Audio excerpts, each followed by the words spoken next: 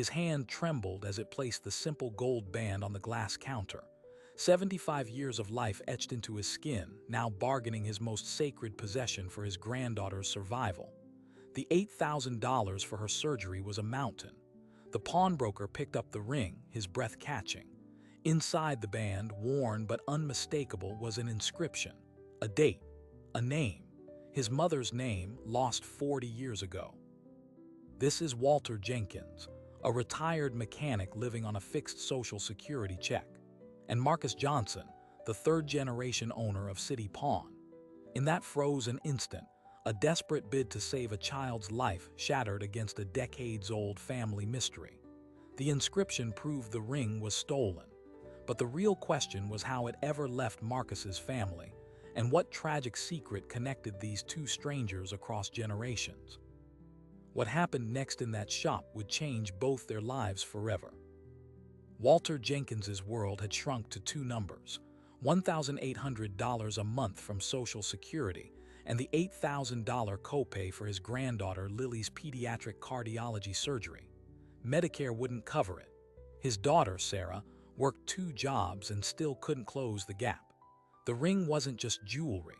It was the last asset he owned that might bridge the impossible. He had married Clara in 1979. They were kids, really. He was a mechanic, she worked at the library. The ring was simple, a thin gold band. He'd had it engraved at the mall kiosk the day he bought it. To Clara, forever 1979. She never took it off. Not through 38 years of marriage, not through the cancer that took her 2 years ago. After she was gone, he'd put it on a chain and wore it under his shirt, a private weight against his heart. Pawning it felt like a betrayal, but Lily was 7. She needed the surgery to live a normal life. The choice in the end was no choice at all.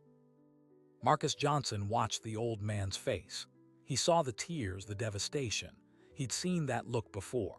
In his 15 years running City Pawn, he'd become an unwilling expert in human desperation.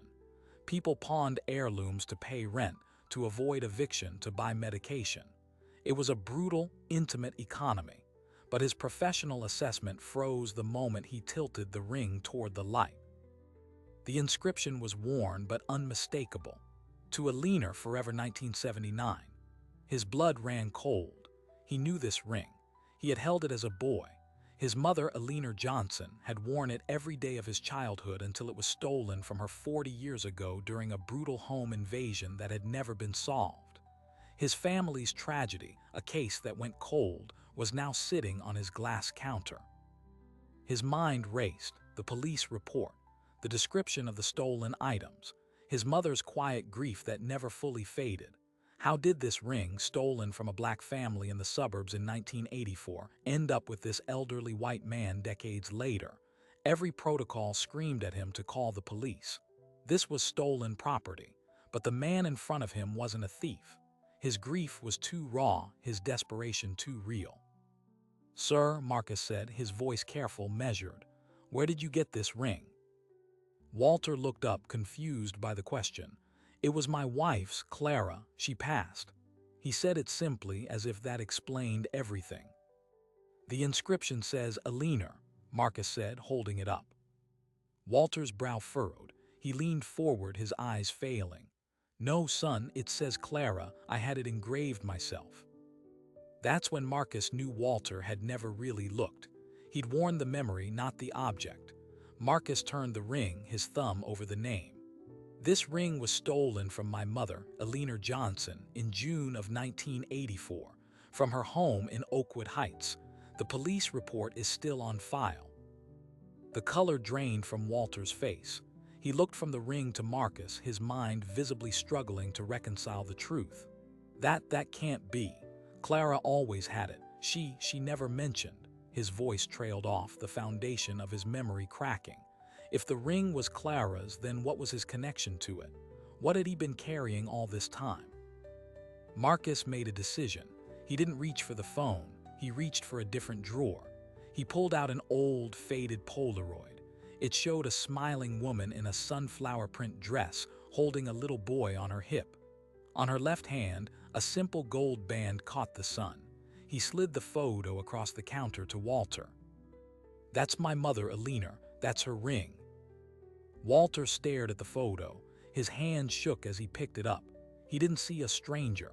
His eyes widened, a flicker of horrified recognition passing through them. He looked from the woman in the photo to Marcus, tracing the features, the shape of the eyes, the smile. "Oh my God," Walter whispered, the sound pulled from somewhere deep and broken. "James." The name hung in the air between them, a name Marcus hadn't heard in decades. James, his uncle, his mother's younger brother who had disappeared around the same time as the burglary, swallowed by his addictions and troubles. The family secret, the one they never discussed. "You knew James?" Marcus asked, his voice now barely audible. Walter closed his eyes, a wave of pain washing over his weathered face. He didn't just know him. The story began to tumble out, halting and heavy. It was the winter of '83. Walter was working at a garage on the south side. A young man, James Johnson, came in looking for work, any work. He was skilled, a natural with engines, but haunted. Walter took a chance, gave him a job changing oil. James was running from something. He was quiet, kind to Clara when she brought Walter lunch. He became, in a small way, a part of their lives for a few months. Then in the spring, James stopped showing up. They worried. A week later, he appeared at their apartment door late at night, frantic, trembling. He was in trouble. He begged Walter to hold onto a small cloth bag for him just for a few days. He said it was all he had left of his family. He promised to come back for it. He never did. Walter's voice broke. We heard later he'd passed. Overdose. We didn't know what to do. We couldn't find his family. The bag sat in a toolbox in our closet for a year. Clara finally opened it. It was just that ring. She thought it was a tragedy, a lonely piece of a lost man. She started wearing it. To remember him, she said, to hold a piece of his story with some kindness. He looked at Marcus, his eyes pleading for understanding. We didn't know it was stolen. We thought he owned it. We thought we were honoring him. The pieces were crashing together for Marcus, forming a picture more painful than he'd imagined. His uncle James, the family's black sheep, had likely stolen from his own sister during a drug-fueled crisis. He'd pawned it or given it away, and it had somehow, through this twisted path of guilt and misplaced compassion, ended up on Clara Jenkins's finger. The ring hadn't been taken by a stranger during a random burglary. It was an inside job, a family betrayal. The moral equation in the pawn shop had just exploded. The man before him wasn't a criminal. He was an unwitting custodian of his family's deepest shame. Walter needed the money for a life-saving surgery. Marcus needed answers for a 40-year wound. The legal right was clear. The ring belonged to the Johnsons. But the human cost of reclaiming it now was unimaginable. Marcus looked at the old man, shattered by the revelation, and then at the photo of his mother. He knew what he had to do next. The truth couldn't stay in this shop. He reached for the phone, but not to dial 911.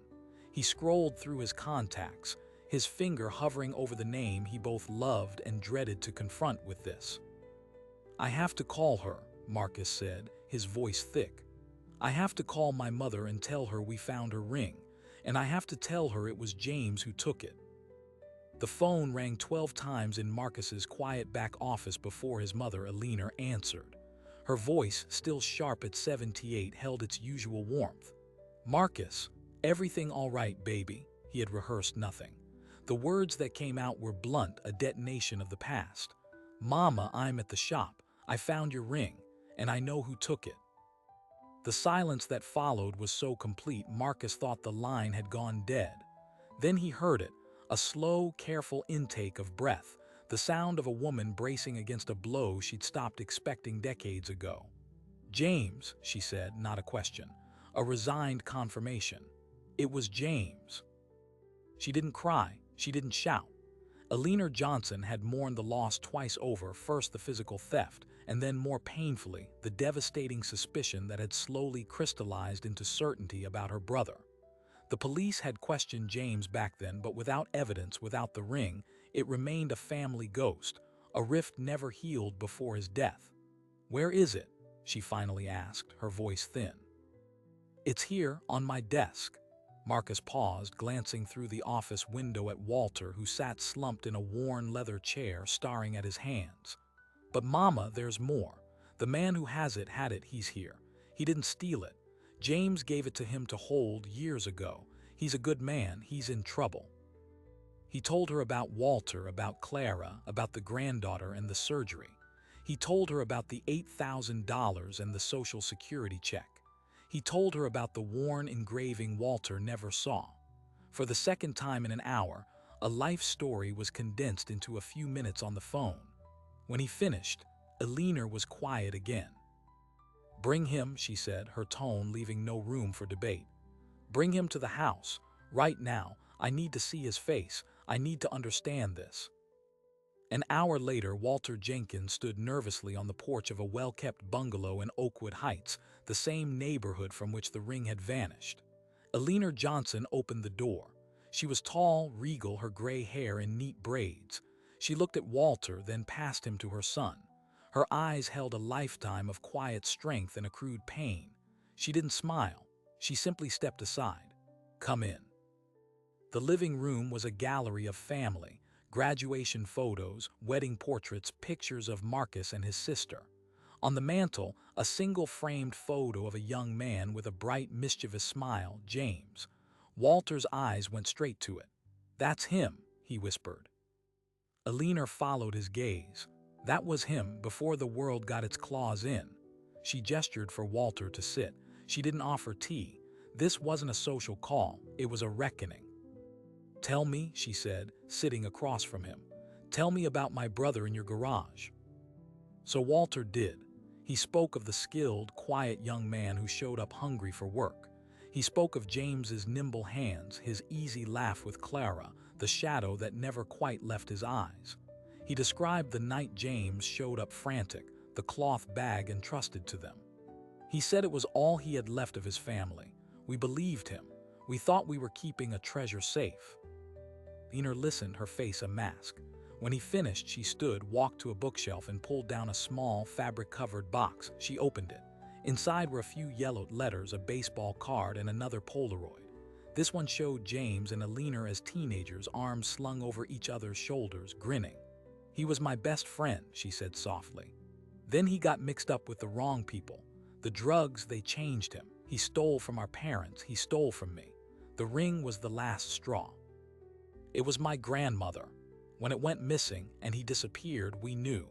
But knowing and having proof are different things."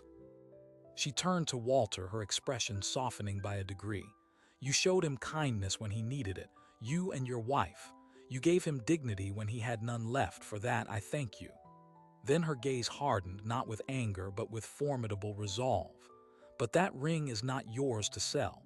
It is mine. It belongs to this family." Walter nodded, a tear tracing the deep line of his cheek. "I know. I'm so sorry. I didn't know." The hope he'd walked in with was crumbling. Without the ring, Lily's surgery deadline loomed like a wall. But Eleanor Johnson wasn't finished. "Your granddaughter needs an operation."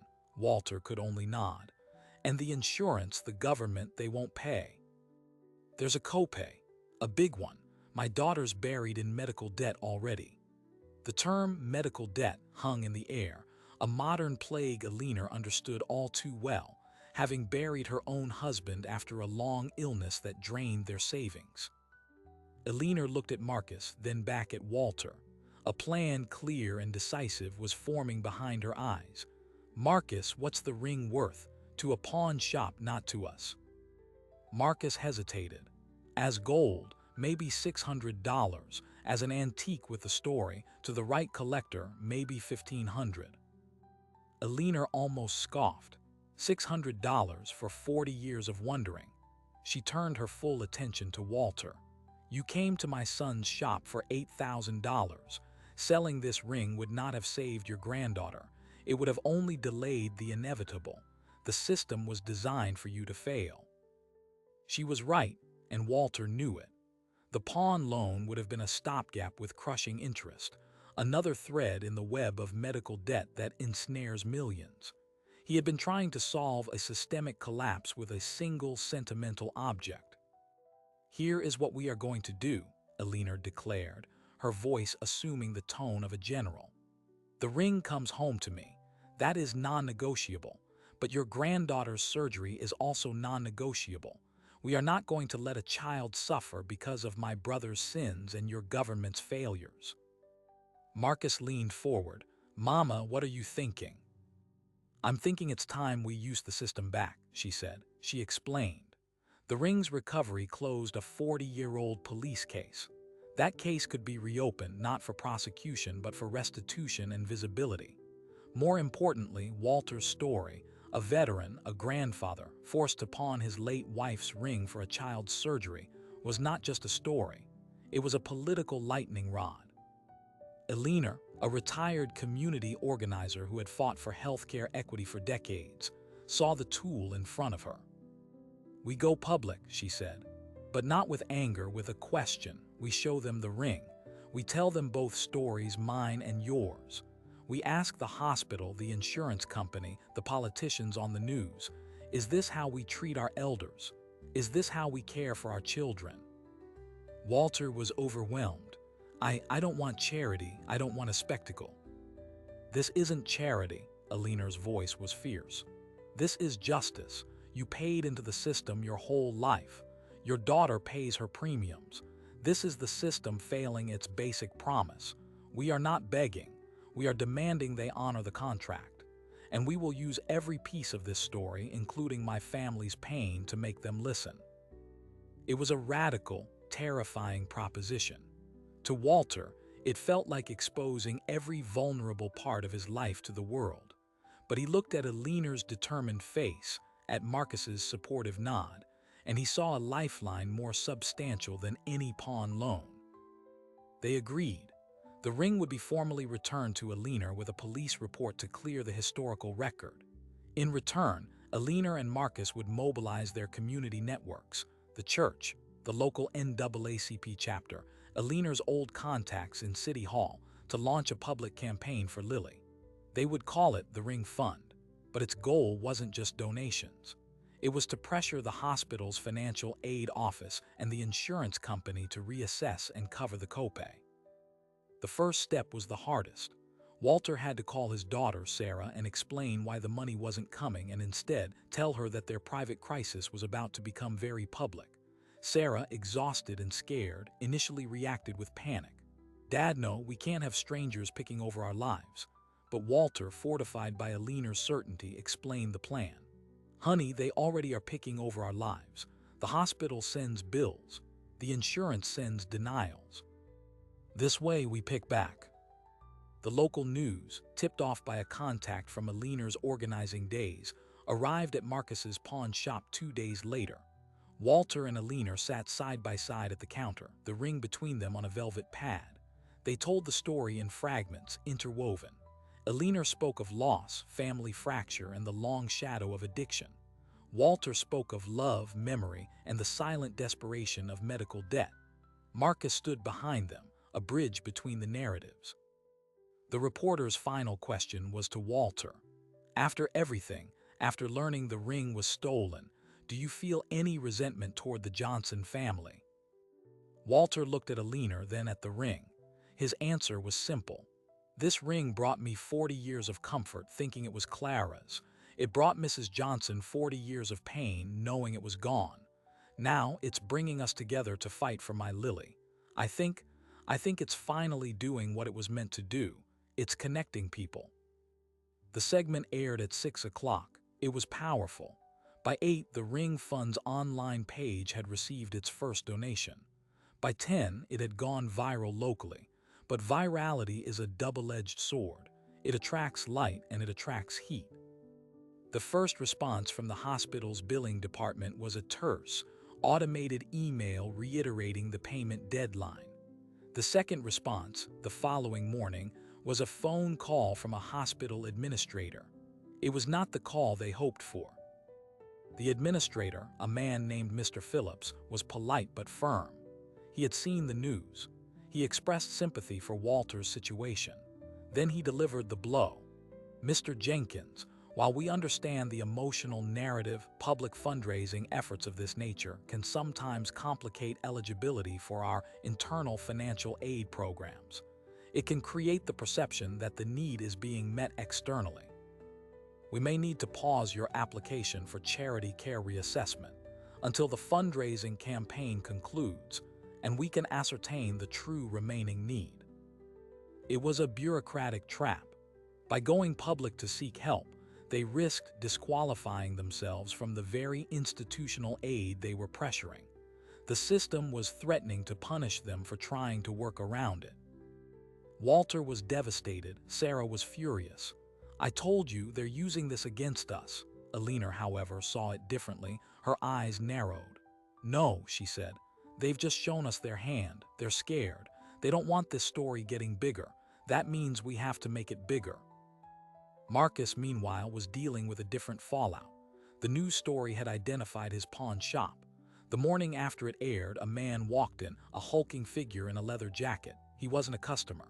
He slapped a local newspaper down on the counter, the story circled in red. "This is a nice story," the man said, his voice low. "Real heartwarming.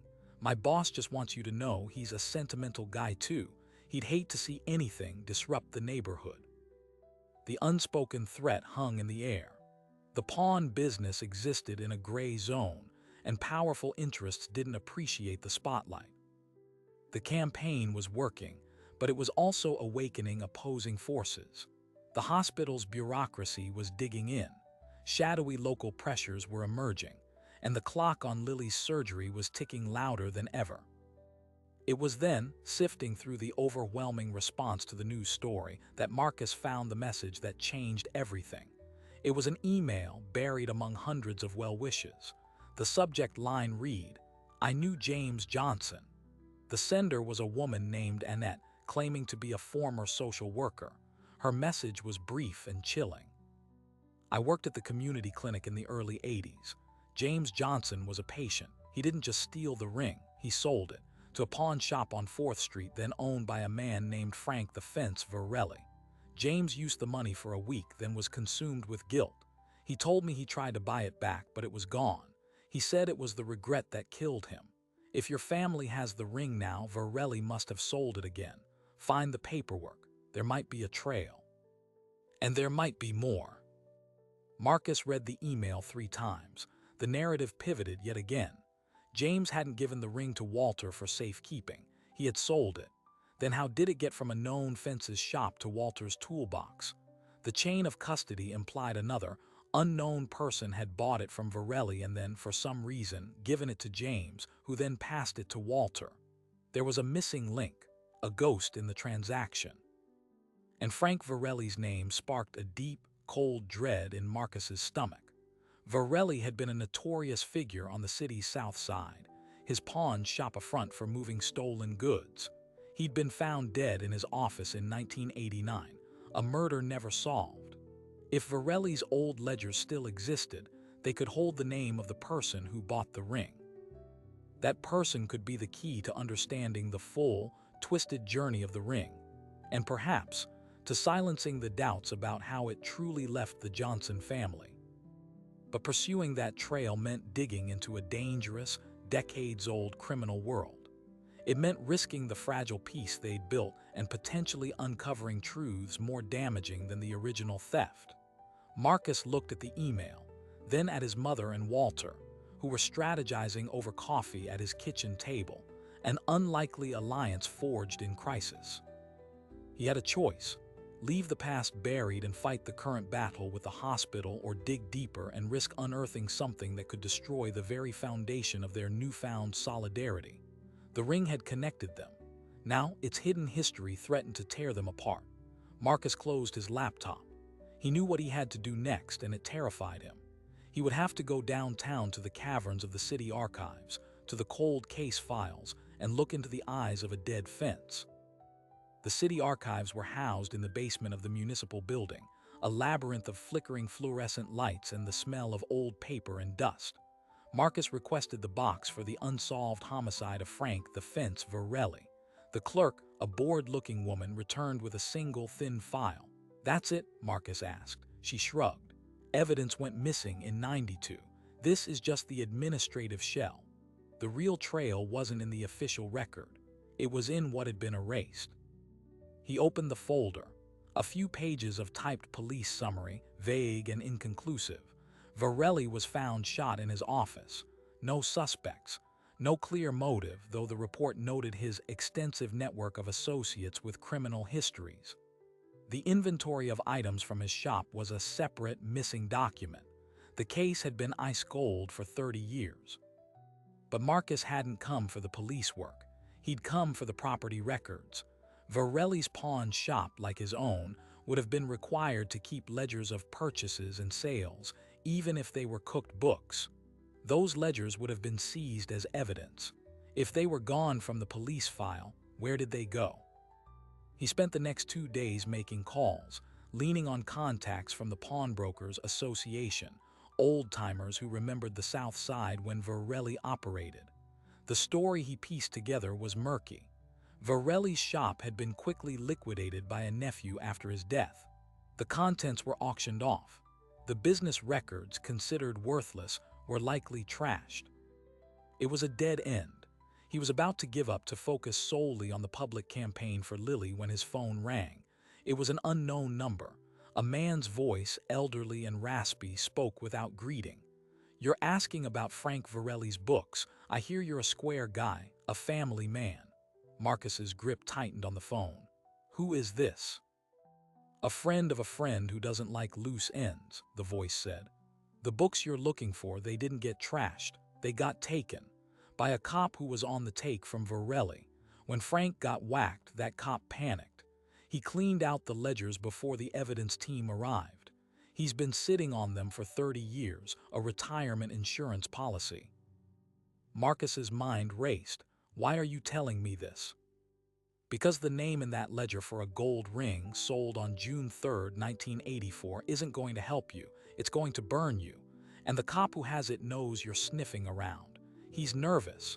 Nervous men do stupid things." The line went dead. The warning was clear, stop digging. But the hook was set.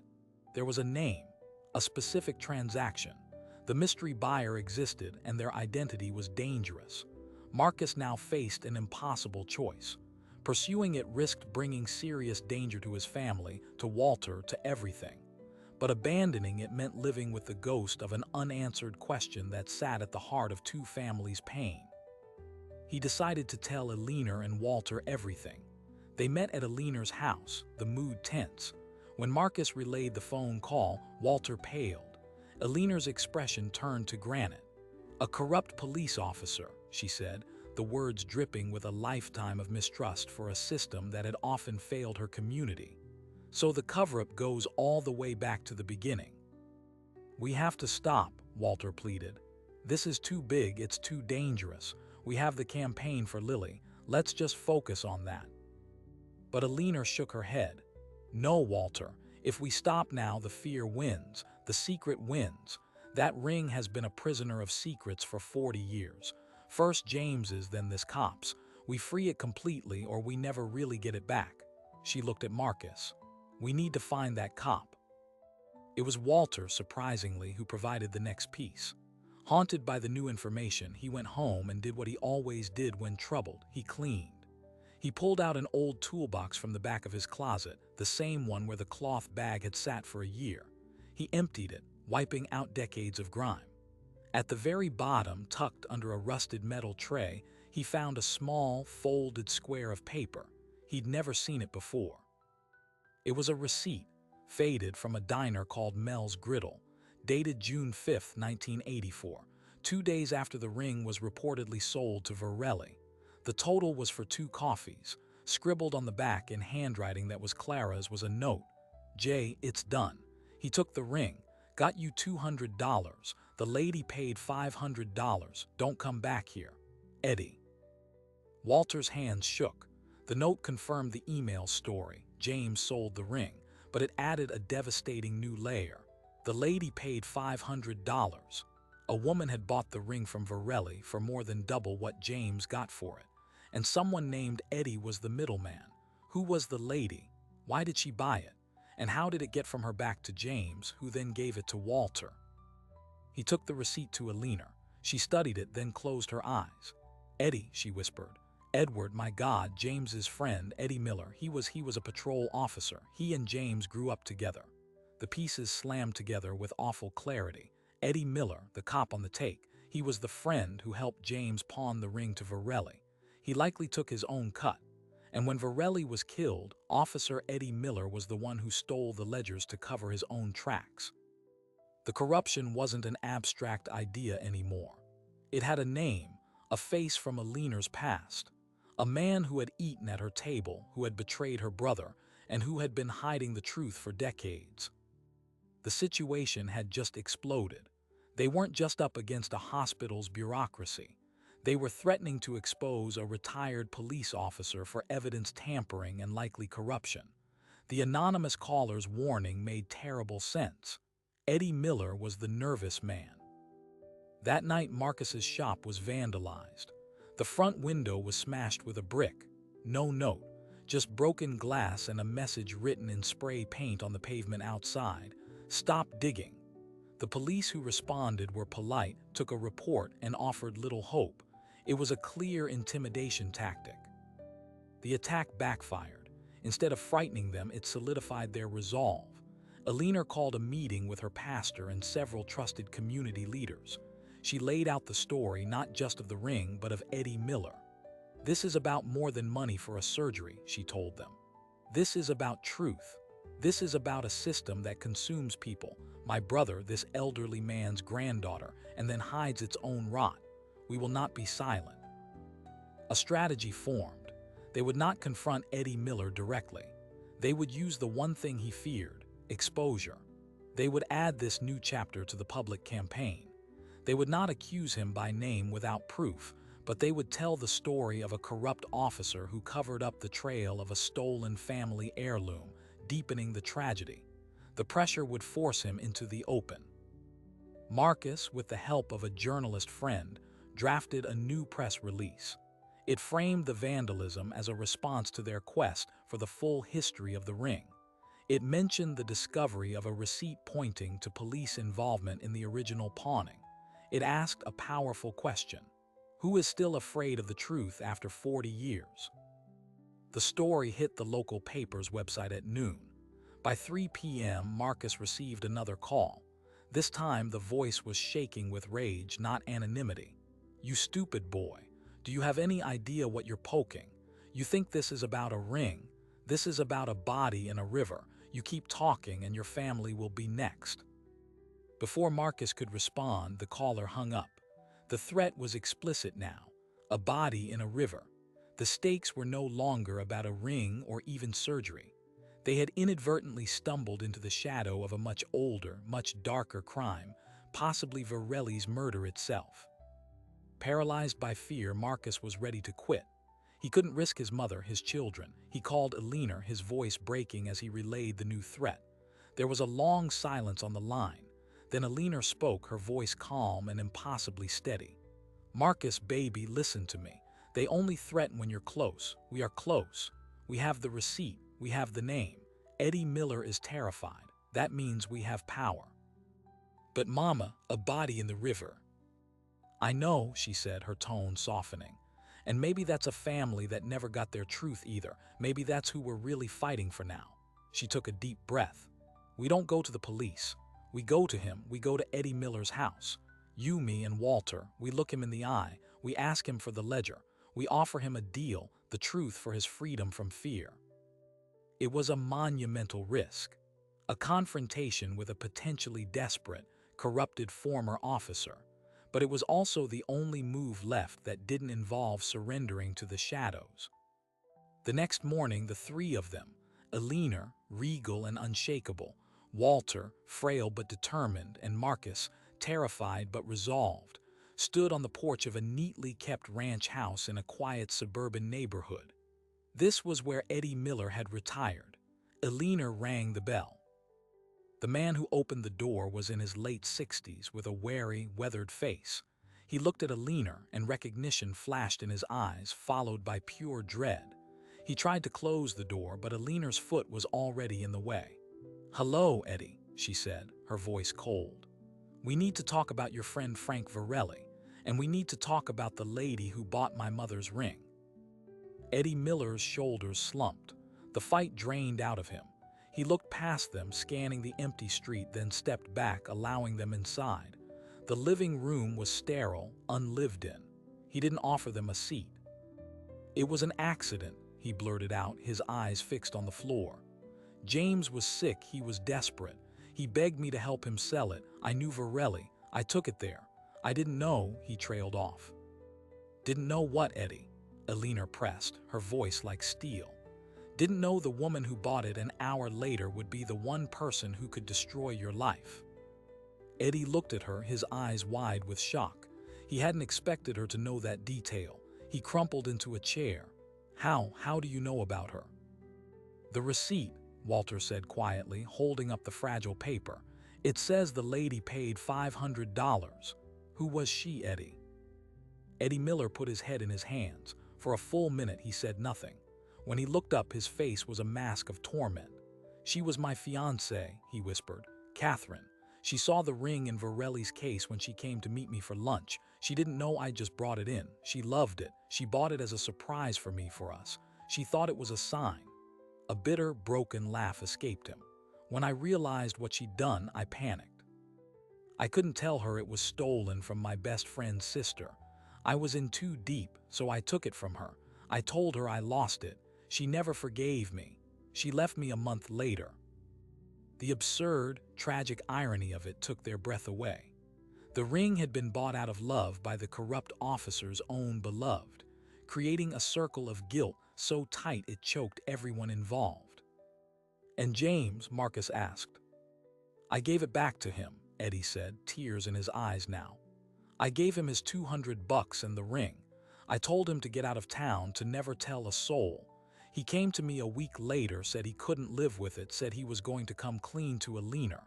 I couldn't let him. My career, everything." He stopped, the implication hanging in the air. "What did you do, Eddie?" Alina's voice was barely a whisper, but it carried the weight of 40 years. "I didn't hurt him," Eddie insisted, but the guilt on his face told a different story. I made sure he stayed quiet. I used my badge. I threatened him. I drove him deeper into his addiction. And when he finally overdosed, part of me was relieved." He broke down completely, sobbing. "I killed my friend as sure as if I put the needle in his arm." The room was silent except for the man's ragged weeping. They had their truth. It was uglier than any of them had imagined. A story not of a simple theft, but of betrayal, cowardice, and a love story poisoned at its root. Alina finally spoke. "The ledger, Eddie, where is it?" He nodded weakly, stood, and walked to a false panel in the wall near the fireplace. He pulled out a mildew-spotted, leather-bound book. He handed it to Marcus. "It's all there. Every dirty transaction. Varelli's murder. I don't know who did that, but after he was gone, I took this. To protect myself." Marcus opened the book. His eyes scanned the cramped entries for June 1984. He found it. One Gold Ladies Band engraved.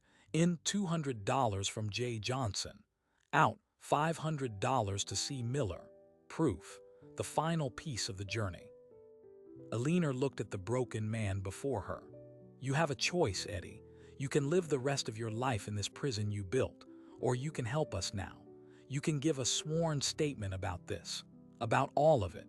You can help us use this story to force the hospital to do the right thing for Walter's granddaughter. You can try to balance the scales just a little." Eddie Miller looked from Alina to Walter, a man whose hardship was tied to his own ancient sins. He nodded, a faint spark of desperate hope in his eyes. "What do you need me to do?" They had the truth. They had the corroboration. They had a former officer ready to confess to his part in a decades-old cover-up. The weight of it was immense, but as they left Eddie Miller's house, they carried something new. Not just evidence, but the devastating, complete story. And they now knew that the final battle wouldn't be fought in a pawn shop or a news studio, but in the stark, public arena where a story of corruption and medical desperation would collide, with one little girl's life hanging in the balance. Armed with the ledger and a sworn affidavit from a broken former police officer, the campaign transformed overnight. It was no longer a sentimental human interest story. It was a public inquest. Alina Johnson scheduled a press conference on the steps of City Hall. She didn't just invite the local news. She invited the district attorney's office and the hospital's board of directors. She placed the mildewed ledger and the simple gold ring on the podium. The cameras clicked. 40 years ago, she began, her voice clear and steady in the morning air. This ring was stolen from my family. Not just the object, but our peace, our trust. The truth was stolen too, buried by corruption and fear. Today, we return the ring to its rightful place. But we ask a larger question. Who else has been stolen from? What other truths are buried because people are too desperate, too afraid, or too poor to dig them up? She gestured to Walter, who stood beside her, looking smaller and more frail under the gaze of the crowd. This man's granddaughter needs a surgery to live a full life. The system designed to help him has instead presented him with an $8,000 wall. He tried to climb it with the only thing he had left, a memory he believed was his. That is not a failure of character. That is a failure of the system. And when the system fails, it is the duty of the people within it to intervene. She then did the unexpected. She didn't attack the hospital. She addressed them directly. To the administrators of Mercy General, you have a choice. You can be the institution that hides behind bureaucracy while a child suffers, or you can be the heroes who rewrite the protocol. You can use this very public moment to announce that you are covering the copay for Lily Jenkins's surgery and that you are reviewing your financial aid policies so no other family faces this cliff. The ledger here, she said, tapping the book, shows how secrets fester. Be the institution that chooses light. The press conference exploded. The story was no longer local. It hit national wires. Grandfather, pawned ring unearths police corruption, fuels fight for child surgery. The narrative was irresistible, a 40-year mystery, a corrupt cop's confession, and a life-saving medical need, all tied to one gold band. The hospital's board, facing a public relations tsunami and genuine moral pressure, convened an emergency meeting. The following morning, Walter received a call directly from the hospital's CEO. The language was formal, but the message was stunning. Mercy General would cover the full $8,000 copay for Lily's surgery. Furthermore, they would be establishing a named fund, seeded with an initial $50,000 donation from the board, to assist other families facing similar catastrophic copays for pediatric care. They asked, as a gesture of goodwill, if it could be called the Lily Fund. Walter put the phone down and wept. He called his daughter Sarah, and for the first time in 2 years, he heard her cry tears of relief, not of stress.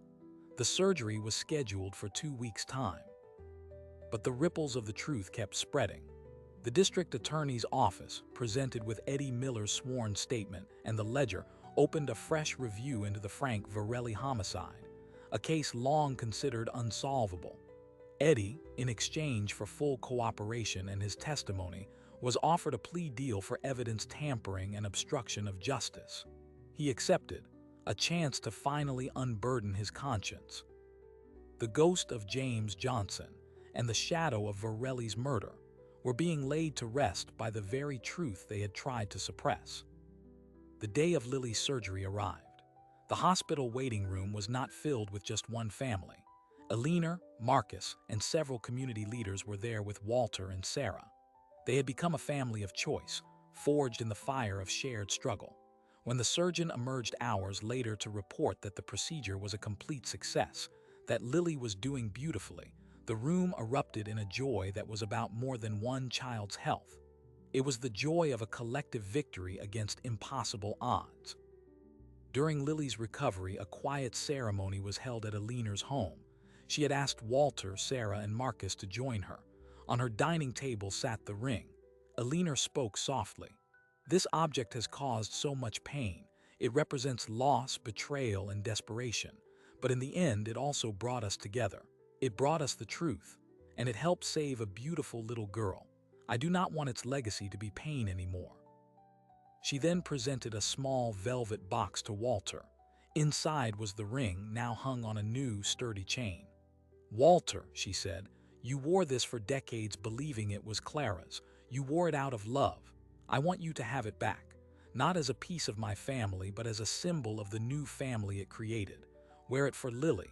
Wear it for the bond between our houses." Walter was speechless. He took the box, his fingers trembling as they closed around it. He looked at Alina, then at Marcus. "I don't know what to say." "Say you'll accept it," Marcus said, smiling. "And say you'll come over for dinner next Sunday. Mama's cooking." The ring had completed its final journey. From Alina's hand, to a thief, to a fence, to a conflicted lover, to a guilty brother, to a kind mechanic's wife, to a pawn shop, and finally, back to the mechanic as a token of an unbreakable alliance.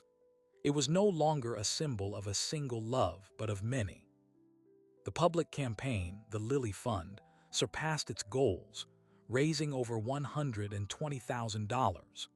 The excess funds, as per the community's decision, were used to hire a full-time patient advocate at Mercy General to help other families navigate financial aid and insurance appeals, a direct result of Walter's ordeal. Walter moved out of his cramped apartment. With the stability of Lily's health and the weight of medical debt lifted, Sarah could work one job instead of two. They pooled their resources and rented a small house with a yard.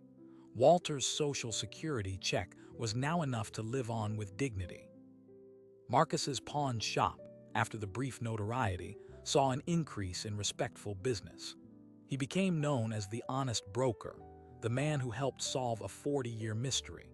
He started a small, free appraisal clinic for seniors, helping them understand the true value of their heirlooms so they wouldn't be taken advantage of in moments of desperation. Alina Johnson, at 78, found a new calling as a public speaker, advocating for healthcare reform and elder financial protection, her voice empowered by the hard-won victory. The surprising detail, the final twist in the ring's story, emerged 6 months later. A woman in her 60s, having seen the national coverage, contacted Alina through the foundation. Her name was Catherine, Eddie Miller's former fiancée. She had never married. She had seen the ring on the news and recognized it instantly. She asked if she could meet Alina. They met for coffee. Catherine, a gentle, soft-spoken woman, brought with her a small jewelry box. Inside was not the ring, but a photograph of it, taken on the day she bought it from Varelli's case. A photo she had kept all these years because it represented the happy future she thought she was buying. She also brought a sealed letter, addressed to James Johnson, written in the weeks after she left Eddie, a letter of forgiveness he never received. "I loved that ring," Catherine told Alina. "I loved the future it represented. When Eddie said he lost it, it broke something in me. Now I understand it was never mine to love. But I am so grateful, so profoundly grateful to know that after all its troubled travels, it finally did some real, lasting good. It saved a child. It brought truth. That is a better story than any wedding could ever be." Alina took the letter. The next day, she, Walter, and Marcus visited James Johnson's grave, a modest stone in a neglected corner of the cemetery. Alina read Catherine's words of forgiveness aloud to the wind. They left the letter tucked under a stone on his headstone. The circle, finally, was closed. The story of the ring, which began with a theft and a lie, ended with a surgery, a fund, a reformed policy, and an unexpected, hard-earned peace between strangers who became kin. It proved that the most valuable thing about any heirloom is not its price, but the truth it can uncover and the people it can bring together when placed, not on a finger, but on the common ground of shared humanity. The battle was over. The healing for everyone could finally begin. The story of a simple gold band reminds us that history is not just in textbooks. It's in the objects we pass down, the debts we carry, and the quiet desperations we hide. Walter Jenkins walked into a pawn shop seeing an end. He walked out discovering a beginning that was 40 years in the making. This was never just about a ring. It was about the invisible threads that connect us, threads of loss, of failure, of love that persists in the wrong places.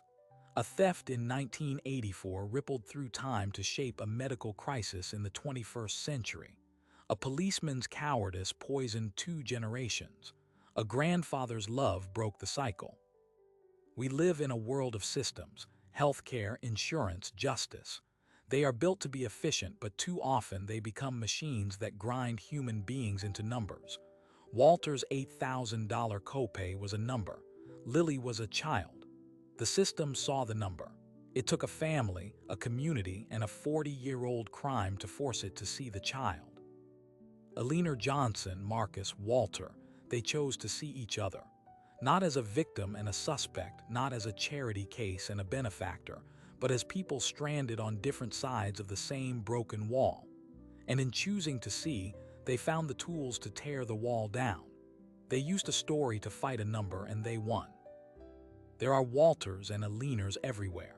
People carrying quiet burdens, sitting on unexploded secrets, facing impossible choices between dignity and survival.